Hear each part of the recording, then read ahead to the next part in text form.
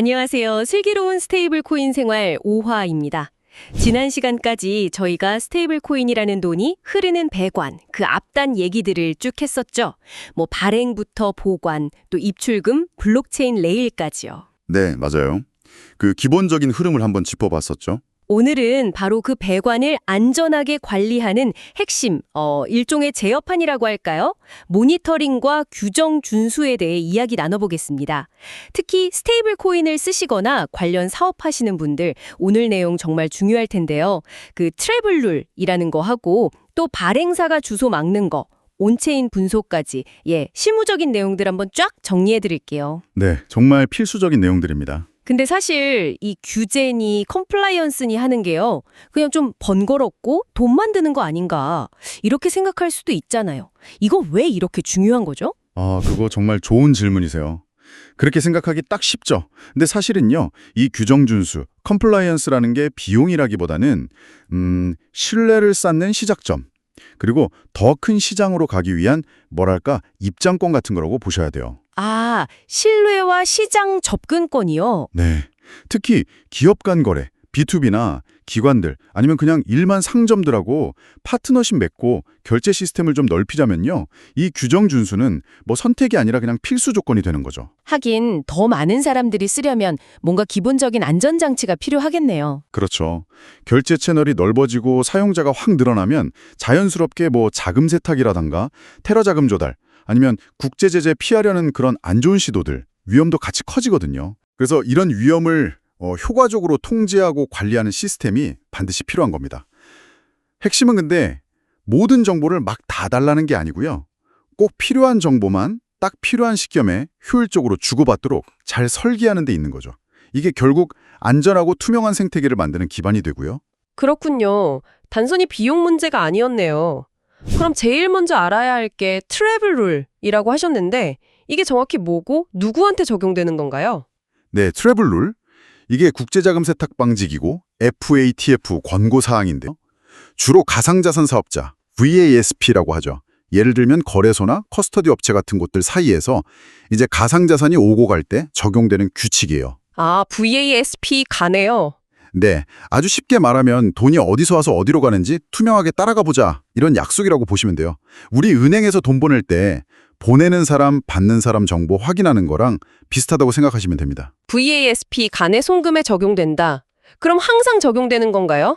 아니요, 기본적으로는 VASP 간에 일정 금액 이상, 그 기준 금액이 있어요. 그 이상 가상자산을 주고받을 때 이 규칙이 적용됩니다. 물론 나라마다 그 기준 금액이나 세부 절차는 조금씩 다를 수는 있어요. 네네. 그래도 국제적으로 통용되는 최소한의 기준선은 있고요. 중요한 건 각 VASP가 이 트래블 룰을 지키려고 명확한 내부 정책을 딱 문서로 가지고 있고 또 실제로 그걸 잘 지키는 거, 그게 중요합니다. 그럼 이때 VASP끼리 어떤 정보를 주고받게 되나요? 개인정보가 너무 많이 넘어가는 건 아닌지 이런 걱정도 될 것 같은데요. 그거 중요한 포인트예요. 트래블 룰에서 요구하는 정보는 딱 정해져 있습니다. 기본적으로 보내는 사람, 받는 사람 식별 정보, 이름이나 계정 정보 같은 거요. 그리고 사용된 지갑 주소나 거래소 정보도 포함되고요. 지갑 주소요? 네, 특히 그 지갑이 개인이 직접 관리하는 건지 아니면 거래소 같은 데 맡겨둔 건지, 그러니까 수탁형인지 비수탁형인지 이런 정보도 중요할 수 있고요. 마지막으로는 이제 거래 특정할 수 있는 고유 식별자, 트랜잭션 아이디랑 어떤 코인을 얼만큼 보내는지 그 정보가 꼭 오고 가야 합니다. 제가 예를 들어서 A 거래소에서 B 거래소로 스테이블 코인에 보낸다고 하면요. 네, 좋은 예시네요. 자, 제가 A 거래소에서 B 거래소로 트래블 룰 적용 대상 금액 이상을 보낸다고 해보죠. 그럼 송금 요청을 딱 하면 먼저 A 거래소가 제 신원 정보, KYC가 괜찮은지, 혹시 제재 명단에 오른 사람은 아닌지 이걸 확인해요. 보내는 쪽에서 먼저요? 네, 문제없다 싶으면 A 거래소가 아까 말한 거 트래블 룰 정보 있죠?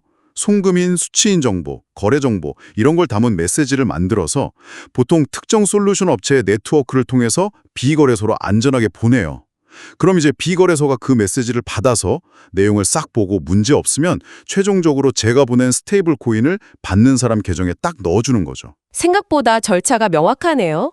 근데 아까 여러 트래블로 솔루션이 있다고 하셨는데 이거 다 연결하려면 좀 복잡하지 않을까요? 맞아요.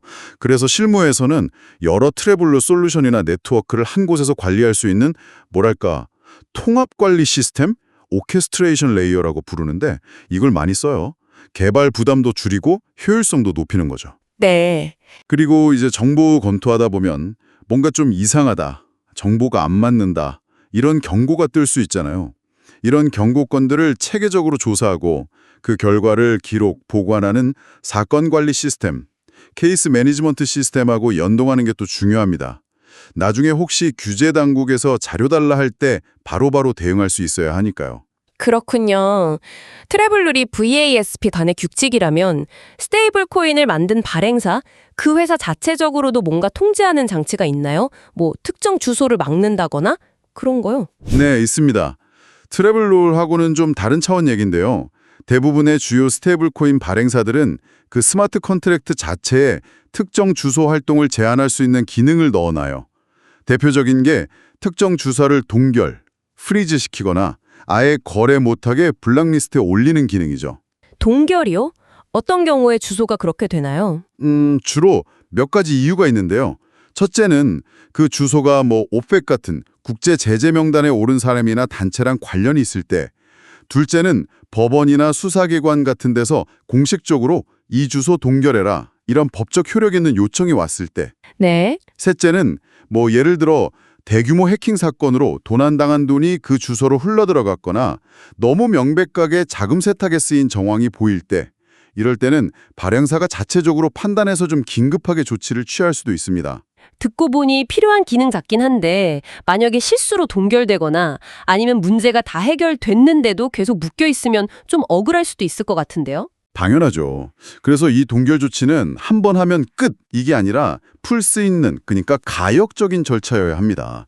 동결된 주소 주인이 나 이거 문제 없다는 합당한 이유랑 증빙자료, 뭐 제재 대상 아니라는 증명서나 법원 판결문 같은 거요. 이런 걸 내면 발행사가 검토해서 동결 사유 없어졌네 하면 다시 쓸 수 있게 풀어줘야죠. 이게 사용자의 재산권을 보호하는 중요한 장치입니다. 그렇다면 스테이블 코인을 쓰는 사업자 입장에서는 이런 발행사의 정책을 미리 확인하는 게 진짜 중요하겠네요. 아주 중요하죠. 내가 쓰려는 스테이블 코인 발행사가 이런 동결 해제 정책을 얼마나 투명하게 공개하는지, 또 예전에 비슷한 일이 있었을 때 어떻게 처리했는지, 이런 이력을 미리 좀 확인해 볼 필요가 있어요. 네네. 그리고 또 하나, 내 서비스랑 거래하는 파트너들 있죠. 뭐 상점이라던가 다른 플랫폼. 이 파트너들이랑 맺는 계약서나 이용 약관에도 혹시 스테이블 코인이 동결되면 어떻게 할 건지 이런 내용을 명확히 정해두는 게 좋습니다. 나중에 괜한 분쟁 생기는 거 막으려면요. 알겠습니다. 자, 다음으로 넘어가서 블록체인 거래 기록 자체를 분석하는 온체인 분석 도구, 이것도 설명해 주셨는데 이건 어떻게 쓰는 거고 여기서 나오는 리스크 점수 같은 건 어떻게 봐야 할까요? 네, 블록체인이 모든 거래 기록이 공개된다는 게 특징이잖아요. 근데 그 기록이 뭘 의미하는지 파악하는 건 또 다른 문제거든요. 여기서 이제 온체인 분석 도구가 힘을 발휘하는 거죠. 네. 이 도구들은 여러 기술을 써요. 예를 들면 여러 지갑 주소가 사실은 한 사람 거다, 이렇게 묶어서 보는 클러스터링 기술도 있고요. 특정 주소에다가 이거 거래소 주소네, 이거 해커랑 관련 있네, 이렇게 꼬리표, 라벨을 붙이는 라벨링도 중요하고요. 이렇게 시각적으로 추적하는 트래킹 기능, 그리고 미리 정해놓은 규칙이나 뭐 AI 같은 걸 써서 좀 의심스러운 거래 패턴, 예를 들어 갑자기 엄청 큰 돈이 움직인다거나 믹서를 썼다거나 이런 걸 찾아내는 기능, 이런 것들이 핵심입니다. 이런 분석을 통해서 리스크 스코어를 매긴다는 거군요. 네, 맞아요. 크게 한 두 가지 종류 스코어를 생각해 볼 수 있는데요. 첫 번째는 지갑 스코어. 이건 말 그대로 거래 상대방 주소 자체가 얼마나 위험한지를 보는 거예요. 뭐 예를 들어 알려진 거래소 지갑처럼 좀 믿을만한지, 아니면 자금 세탁에 자주 쓰이는 믹싱 서비스랑 관련 있는지, 아니면 옛날에 해킹으로 털린 돈이 지나간 적 있는지, 이런 걸 평가해서 점수를 매기는 거죠. 네. 그럼 두 번째는요? 두 번째는 거래 스코어인데요. 이건 개별 거래 하나하나의 위험도를 보는 거예요. 거래 금액이 너무 크거나 작지는 않은지, 돈이 흘러간 경로가 괜히 복잡하진 않은지, 또 그 주소랑 거래하는 게 이번이 처음인지 아니면 원래 자주 거래하던 안전한 사이인지, 이런 걸 다 종합적으로 봐서 점수를 매깁니다. 근데 이 스코어가 높다고 무조건 위험하다고 딱 잘라 말하긴 어렵다고 하셨죠? 오탐 가능성도 있다고요? 정확합니다. 그 점이 아주 중요해요. 스코어는 분명히 유용한 참고 자료인데 이걸 절대적인 기준으로 삼으면 안 돼요. 왜냐하면 정상적인 거래인데도 어쩌다 보니 특정 패턴 때문에 높은 점수를 받을 수가 있거든요. 이걸 오탐, 포스 파지티브라고 하는데 이 가능성이 항상 있어요. 네. 그래서 스코어 숫자만 딱 볼 게 아니라 그 거래의 구체적인 맥락, 그러니까 거래 목적이 뭔지, 금액은 적절한지, 이 사용자가 원래 이런 거래를 하는지 이런 걸 함께 봐야 오탐을 줄일 수 있습니다. 그럼 실제로는 어떻게 운영되나요? 점수만 보고 자동으로 차단하거나 그러진 않겠네요? 네, 보통은 그렇죠. 일반적으로는 리스크 스코어나 특정 규칙에 따라서 경고, 얼러트가 딱 발생하면 일단 자동화된 시스템으로 1차 필터링을 하고요. 그중에서 좀 중요도가 높거나 애매한 건들은 이제 숙련된 컴플라이언스 담당자가 직접 들여다보는 거죠. 사람이 직접 본다는 거군요. 네, 필요하면 거래 당사자한테 이 돈 어디서 났어요? 거래 왜 하시는 거예요? 하고 추가 자료를 요청하기도 하고요. 그렇게 모든 검토를 마치고 나서 이 거래 괜찮다, 승인, 아니다, 거절, 아니면 승인은 하는데 좀 지켜봐야겠다. 이렇게 최종 결정을 내리는 거죠.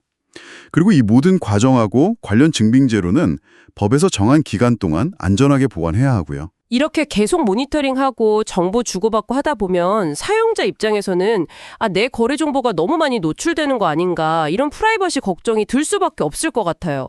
이 규제랑 프라이버시, 이 균형은 어떻게 맞춰야 할까요?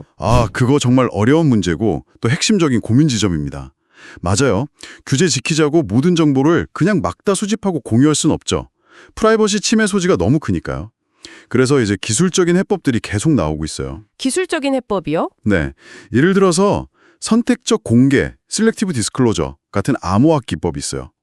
이건 뭐냐면 거래에 대한 모든 세부 정보를 다 까는 게 아니라 이 지갑 잔액 충분해요 라던가 이 사용자 KYC 했어요 같이 규제 준수에 꼭 필요한 사실만 딱 증명하는 방식이에요. 구체적인 잔액이나 개인 식별 정보는 드러내지 않으면서요. 기술적으로 필요한 정보만 딱 공개할 수 있다는 거네요. 네, 그런 방향으로 기술이 발전하고 있는 거죠.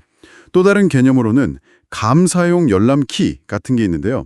평소에는 거래 내역이 암호화돼서 보호되는데 법원 영장 같은 아주 엄격하고 제한적인 법적 요건이 딱 충족될 경우에만 지정된 규제기관이나 감사인이 그 키를 써서 제한된 범위의 거래 내역을 볼 수 있게 하는 방식이에요.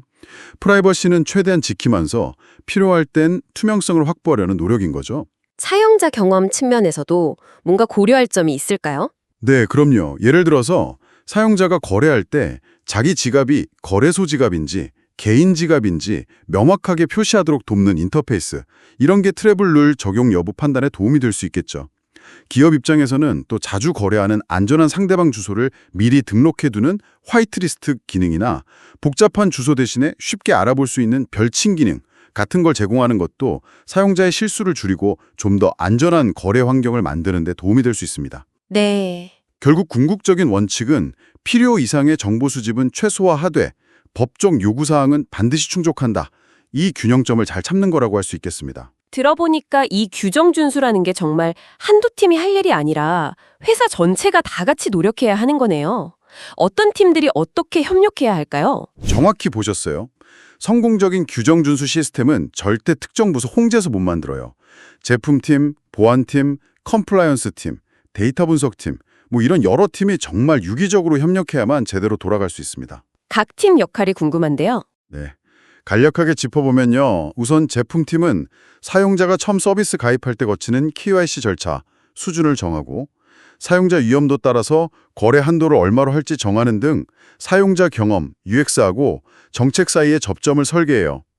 환불 처리나 서비스 상태 공지 같은 기능도 제품팀 영역이고요. 보안팀은 말 그대로 시스템 안전을 책임지죠.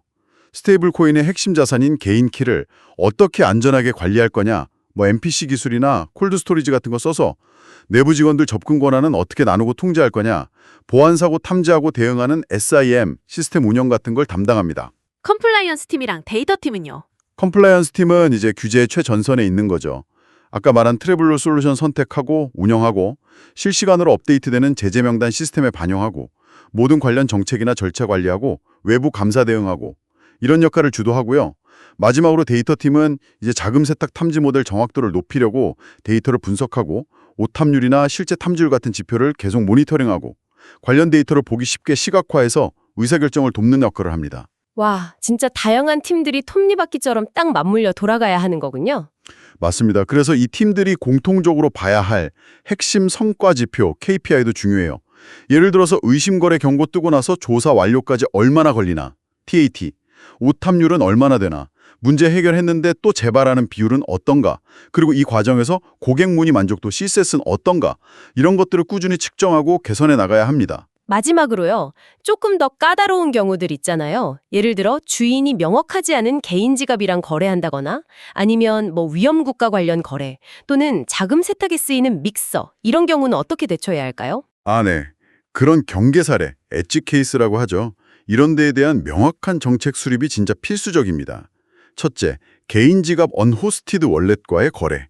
이건 트래블룰이 직접 적용 안 되더라도 거래 금액이나 빈도, 목적 같은 걸 기준으로 위험도를 평가하고 관리해야 돼요.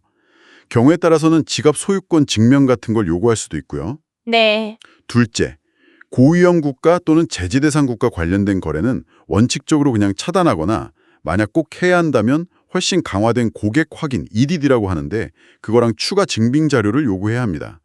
셋째, 믹서 서비스를 거쳤거나 해킹 자금으로 의심되는 경우. 이건 더 복잡해요.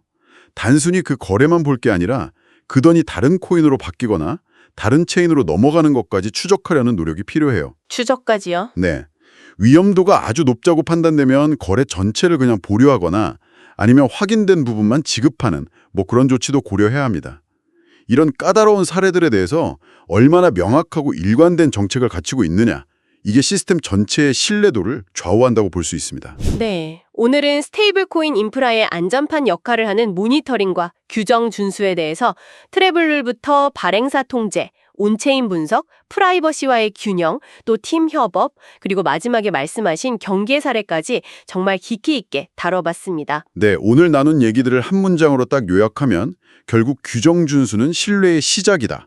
그리고 이걸 잘 하려면 기술, 정책, 프라이버시 사이에서 아주 섬세한 균형 설계가 필수적이다. 이겁니다.